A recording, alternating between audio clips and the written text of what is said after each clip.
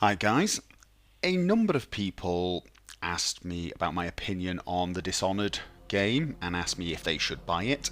And I have just finished it the first time through, and I thought I would basically answer that question completely now. This is actually going to be my review of Dishonored, my first review ever. Now, go easy on me. I may review mods all the time, but reviewing a game is a completely different kettle of fish. Anyway, now, if you don't know what Dishonored is, I'm quite surprised, but for those of you that don't, it is basically a first-person stealth game.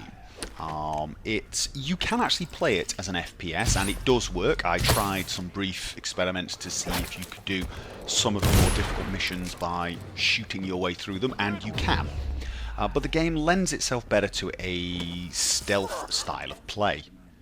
The game is set in a fictional world that seems to resemble London, Victorian London specifically, but it's got hints of technology that are beyond anything even we have. So it's very reminiscent of the steampunk genre without actually being steampunk. So you will find these fanciful machines in a very dated environment. So think of things like H.G. Wells, those type of novels, where the technology is always a little outlandish, a little over the top, but at the same time very interesting. There is also a sort of mystical feel to the game. Now, the story is fairly basic. You are the Lord Protector of the Empress, who has been away for a while, and you come back a little earlier than expected, and basically get yourself in a situation where the Empress is assassinated and her daughter is kidnapped, and you were powerless to prevent it. But not only that, the perpetrators of the crime set you up as the fall guy. You are accused of doing this crime, and you are then shipped off to prison.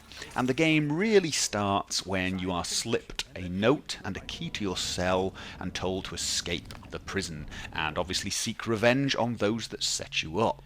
It's a pretty basic story and nothing really surprising about it. It's, innocent man set up, betrayal, etc. You will not find any major surprises, but it doesn't seem to matter. It's a good story. It's a solid story. My only complaint with it is way too short. You get the feeling that there should have been more assassination missions. There should have been more missions setting up the downfall of these betrayers. Whereas there's not. You very quickly depose of these betrayers, and you're left feeling sort of, I don't know, not quite satisfied, like you wanted a bit more. I would have liked another 4 or 5 missions, I think. But in a way that is a good sign, because it means that, I was enjoying the game. I wanted it to go on longer. I wasn't sort of happy to see the end. But still, I would like it to have been a little longer. Now, graphics and sound are not quite as important as gameplay in a stealth game, at least for me. Now, sound is pretty important, but gameplay is the key to a good stealth game. I'm not an expert on stealth games, but I do enjoy them. I loved the Thief series, big fan of Hitman, and whenever I play games like Deus Ex, those type of games, I always pick stealth characters and play the game very stealthily. And as a stealth game, Dishonored is fairly solid. It has no real surprises. The mechanics are pretty obvious. You'll spend a little time leaning around corners, checking keyholes, seeing where people are, trying to stay out of eye contact, sneaking up behind people and choking them, or stabbing them if you want to kill. And above all, it has a lot of different options to gain entry to different places. You can go over things, up on pipes, stay up high. You can go under things, through tunnels, perhaps even underwater. There's always multiple options. If you are like me and you play these games very slowly, you can wander around and find 5 or 6 different ways to get into a building before you decide which one you're going to take. And this is pretty cool. However, it's not all good. The AI is a little weak. on things like if you pop your head around the corner, if you lean round the corner and you come face to face with someone, you just look at them, they don't see you. As long as you can't see them when not leaning, they can't see you, even when you lean with your head out. And for me, this is a little bit of a weakness. I would like people to have become suspicious when you stick your head out. Maybe not completely alerted, but a little suspicious. So I was a little disappointed with how easy that was. However, one great thing about the AI is if you take an opponent, if you disable an opponent and dump his body somewhere, and another guard is patrolling, he will notice the guy is missing. And he will say something along the lines of, oh, I should go and check over there. And he will start patrolling a larger area. And he will patrol the area you previously cleared. So you can't rely on an area remaining uninhabited, and you need to hide those bodies very, very well, because people will walk in areas you think are now clear, and I like that. That definitely adds a new dimension to it. But of course, the thing that makes Dishonored stand out from a lot of the stealth games are the magic, and the gadgets to some extent. There are gadgets such as zoom on your mask. You have a variety of different crossbow bolts, some traps, little devices that allow you to hack through security gates, etc., which is all very cool. But you have these powers, and these powers are the thing that really define the game. You have the blink power, which lets you immediately blink towards wherever you're pointing, sort of a mini teleportation. Very useful for getting places.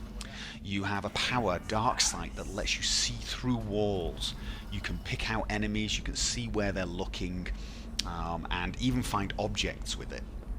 There are some very powerful powers, such as the ability to slow time and completely stop time for a little while. There is a very interesting power called possession, and it allows you to sort of enter into an animal or a person, take control of them.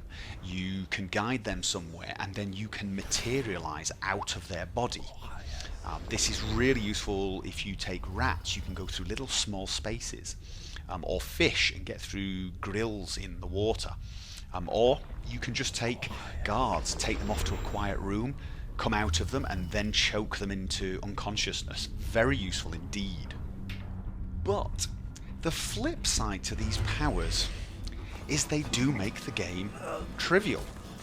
Now, the major powers, you have to use those semi-wisely, because they use a sort of your magic reserves, and you need to top that up with potions. But you do find quite a lot of potions, and it's not that hard to stay fairly full of magic and use these powers quite a lot.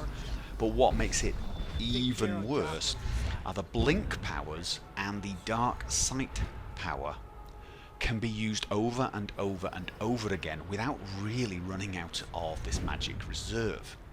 Basically, as long as you wait 2 or 3 seconds between each blink, you can keep doing it forever. And this does make the game, well, remarkably easy. The dark sight power is especially overpowered in many ways, and potentially can ruin the game for you. Once you get this, and you will get it really early on, you can get this power pretty much after the first mission, you will no longer need to look round corners. You will not need to lean. You will not need to look through keyholes. You will know exactly where everyone is and in which direction they are looking. You will never have to find objects, and you will never have to worry about accidentally bumping into someone. It allows you to play the game very fast indeed. And it's a shame, really, because the only thing you would need to do to fix this, in my opinion, is stop regenerating the magicka. Because you regenerate a small amount of magicka beyond what you've just used. And unfortunately, it's exactly the same as the amount used to blink or to use dark vision. Which again means as long as you're careful about it, or even slightly careful, you will never run out of power. If you didn't have that regeneration and you had to top it up with the potions, you would then blink only when you really needed to, and you would use the dark vision sparingly, and the game would be completely different, I think. So I'm not sure if this game is actually moddable, but if somebody could make that as a mod, I think the game would be improved 10 times. It's nice to have these powers. They're very cool to have, but the urge to abuse them over and over and over is pretty much irresistible. Why would you step out into the unknown when you could just literally hit a button and know where everyone is? You're not going to spend 5 minutes watching patrols to time them when you literally can just run around quite happily knowing you will never get caught. Major weakness, I'm afraid. However, all is not doom and gloom. If you're thinking of buying this and you're now put off because I have pointed out this weakness of it becoming a little too easy, don't. If you're a fan of stealth games, you can play this game, and I honestly believe it is possible to play the entire game from beginning to end without ever using the powers, without even taking any. I think the only exception is there is a tutorial when you first get Blink that's set in a kind of alternate reality dream world type thing, and you have to blink to get through that. It's just a tutorial on how to use Blink.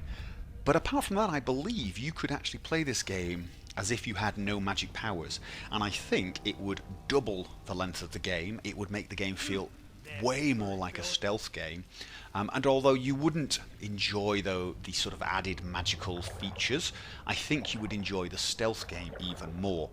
In fact, I'm actually predicting there's going to be quite a lot of people wanting to do a no powers playthrough of this game once they have done an initial playthrough with powers.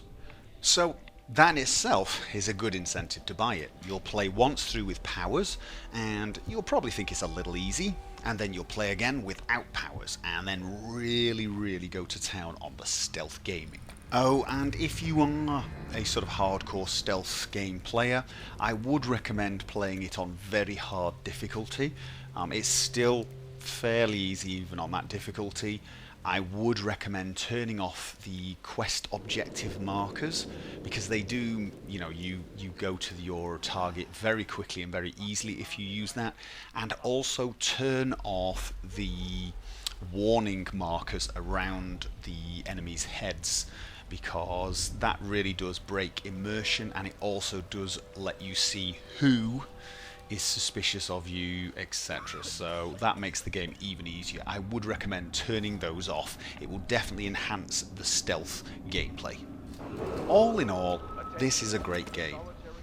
It looks nice, it feels nice, it's very interesting, it's pretty addictive, and it's got fairly solid mechanics. Not perfect, but fairly solid.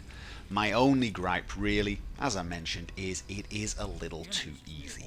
And for me, I'd be giving this game an 8 out of 10. I know a lot of people have been giving it a 9 and a 9.5.